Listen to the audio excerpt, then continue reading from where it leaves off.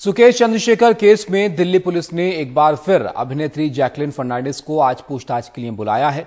Jacqueline को आर्थिक अपराध शाखा के सामने 11 बजे सुबह पेश होने के लिए कहा गया है। इससे पहले भी जैकलिन को 14 तारीख यानी बुधवार को 8 घंटे की पूछताछ उनसे हुई थी। सूत्रों के मुताबिक पिछली बार हुई पूछताछ में जैकलिन और पिंकी ईरानी में काफी नोकझोंक हुई थी और दोनों ने एक दूसरे को अपशब्द कहे थे। सूत्रों के मुताबिक पिंकी ईरानी का कहना था कि जैकलिन को पता था कि सुकेश चंद्रशेखर 200 करोड़ रुपए की ठगी के केस में जेल में बंद है। इसके बाद भी जैकलिन ने उससे गिफ्ट लिए। हालांकि जैकलिन ने कहा कि पिंकी झूठ बोल रही है और उसे कोई जानकारी नहीं थी। पुलिस ने जैकलिन फर्नांडिस के मैनेजर के पास से एक डुकाती बाइक भी बरामद की थी और इस बाइक की कीमत 8 लाख रुपए है। आरोप है यहां पर कि सुकेश चंद्रशेखर के पैसों से इस बाइक को खरीदा गया।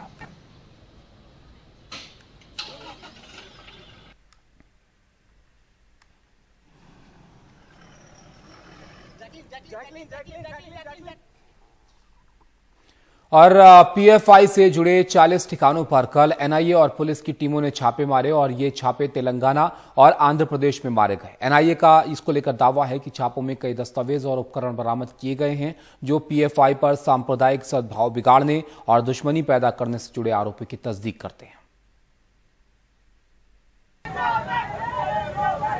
एनआईए और पुलिस की टीम के साथ तीखी बहस और नारेबाजी। ये सब तब हुआ जब एनआईए की टीम तेलंगाना में 38 और आंध्र प्रदेश के 2 ठिकानों पर छापे मार रही थी। एनआईए की टीम ने निजामाबाद में 23, हैदराबाद में 4, जगत्याल में 7, निर्मल में 2 और आदिलाबाद और करीमनगर जिलों में एक ठिकानों पर ये कार्रवाई की। इसके अलावा आंध्र प्रदेश के कर्नूल और नेल्लोर जिलों में भी एक ठिकाने पर एनआईए ने छापे मारे। दरअसल 4 जुलाई को निजामाबाद पुलिस ने पॉपुलर फ्रंट ऑफ इंडिया यानी पीएफआई के 26 सदस्यों के खिलाफ केस दर्ज किया था। इस आधार पर पीएफआई के सदस्यों अब्दुल कादिर, शेख साहदुल्ला, मोहम्मद इमरान और मोहम्मद अब्दुल मोमीन को गिरफ्तार किया गया। करीब 3 हफ्ते पहले ये जांच एनआईए को सौंप दी गई। एफआईआर में आरोप लगाया गया है कि पीएफआई के सदस्य गैर कानूनी तरीके से जमा होकर कराटे क्लास के नाम पर कोचिंग और अन्य शारीरिक प्रशिक्षण दे रहे थे, जिसका मकसद धार्मिक आधार पर अलग अलग समुदायों के बीच दुश्मनी पैदा करना था। एनआईए का दावा है कि उसने छापों में कई आपत्तिजनक सामग्रियां बरामद की है। इनमें कई दस्तावेज, डिजिटल डिवाइस, 2 खंजर और 8 लाख रुपए से ज्यादा कैश शामिल है। 4 लोगों को पूछताछ के लिए हिरासत में लिया गया है। हैदराबाद से उमा सुधीर, एनडीटीवी इंडिया के लिए। गुजरात चुनाव करीब है और चुनावों को लेकर आम आदमी पार्टी और बीजेपी के बीच तनातनी बढ़ती जा रही है। दोनों ही ओर से एक दूसरे के बड़े नेताओं को निशाना बनाने के लिए चुन चुनकर तीखे शब्दों का इस्तेमाल हो रहा है। शरद शर्मा की रिपोर्ट आप देखिए। जहां तक गुजरात का सवाल है, ये गरवी गुजरात है।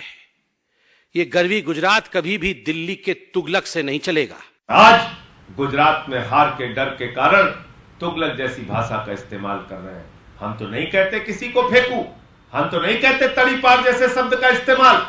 आप क्या चाहते हो, इस प्रकार की भाषा का इस्तेमाल शुरू हो जाए?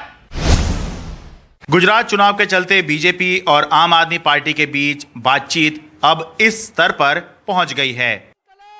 दरअसल रविवार को आम आदमी पार्टी ने दिल्ली में अपने पहले राष्ट्रीय जनप्रतिनिधि सम्मेलन का आयोजन करके खुद को राष्ट्रीय परिप्रेक्ष्य में दिखाने की कोशिश की, जिसमें बताया कि आम आदमी पार्टी के सांसद, विधायक, पार्षद, मेयर, सरपंच आदि देश के 20 राज्यों में फैले हुए हैं और इनकी कुल संख्या 1446 है। इसी दौरान अरविंद केजरीवाल ने गुजरात चुनाव जीतने का दावा किया और प्रधानमंत्री मोदी पर आरोप लगाया कि वो आम आदमी पार्टी नेताओं के खिलाफ फर्जी केस बनवा रहे हैं। तुम्हारी हिम्मत हो जाती है लाल किले पे खड़े होकर कहने की कि मैं भ्रष्टाचार से लड़ रहा हूं। पूरे देश में एमएलए खरीदते फिर रहे हो, करोड़ों रुपए में एमएलए खरीदते फिर रहे हो और तुम्हारी हिम्मत हो गई कहने में भ्रष्टाचार से लड़ रहा हूं। मुझे लगता है सबसे ज्यादा 75 साल में सबसे ज्यादा भ्रष्टाचार इनकी सरकार ने किया है। अरविंद केजरीवाल की ये बात सुनकर बीजेपी को तो सामने आना ही था। कोई भी चुनाव आता है, किसी भी राज्य में कोई चुनाव आता है तो इसी प्रकार की नौटंकी केजरीवाल जी की चालू हो जाती है। वो उस राज्य में जाते हैं और कहते हैं बस मैं ही फर्स्ट आने वाला हूं, मैं ही जीतने वाला हूं। याद करिए, ऐसे ही जाके हिमाचल में बोल रहे थे कि सब डरे हुए। आम आदमी पार्टी है, वो आज पता नहीं कहां डिसइंटीग्रेट हो गई है। चुनाव आ रहा है वो गुजरात में ही है और पूरी शिद्दत से आम आदमी पार्टी अगर अगला कोई चुनाव लड़ते हुए नजर आ रही है वो गुजरात का ही है। दिल्ली के इंदिरा गांधी इंडोर स्टेडियम से अपने सहयोगी कैमरा पर्सन संजय कौशिक के साथ मैं शरद शर्मा, एनडीटीवी मीडिया। कांग्रेस के अध्यक्ष पद का चुनाव भी होने वाला है, लेकिन उससे पहले ही राहुल गांधी को कांग्रेस अध्यक्ष बनाने की मांग जोर पकड़ रही है।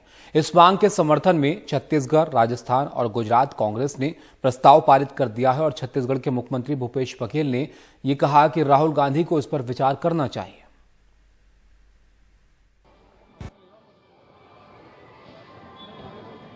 शुरुआत राजस्थान से हुई, जहां कांग्रेस अध्यक्ष के मतदान के लिए चुने गए 400 डेलीगेट्स की बैठक में प्रस्ताव पारित किया गया। इसमें राज्य से एआईसीसी डेलीगेट्स का चयन आलाकमान पर छोड़ दिया गया है। साथ ही एक प्रस्ताव में मांग की गई है कि राहुल गांधी ही कांग्रेस अध्यक्ष बने। प्रस्ताव पारित हुआ है, सब कुछ एक मत होकर इतनी जल्दी मीटिंग तो इसका मतलब प्रस्ताव एक ही है।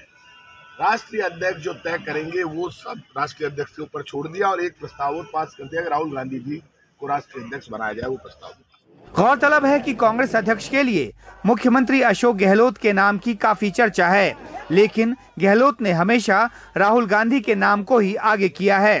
चुनाव राष्ट्रीय अध्यक्ष का प्रोसेस चल रही है, इस तरह से राहुल गांधी अध्यक्ष बनेंगे। सब लोगों ने राहुल जी के पक्ष में सर्वसम्मति से हाथ मिला करके कहा कि वो अध्यक्ष। राजस्थान के साथ साथ ऐसे ही प्रस्ताव पास करने की खबर गुजरात और छत्तीसगढ़ से भी आई। अखिल भारतीय कांग्रेस कमेटी के अध्यक्ष के रूप में राहुल जी आरूढ़ हूँ, इसके लिए मैंने प्रस्ताव किया। दोनों प्रस्ताव सर्वसम्मत से पास हुआ है। कांग्रेस अध्यक्ष के लिए चुनाव की तारीखों का ऐलान हो चुका है। नामांकन 24 सितंबर से भरे जाएंगे और एक से अधिक उम्मीदवार होने पर 17 अक्टूबर को वोट डाले जाएंगे। इस बीच राज्य इकाइयों की तरफ से प्रस्ताव पारित किए जाने को कांग्रेस महज एक परंपरा बता चुकी है।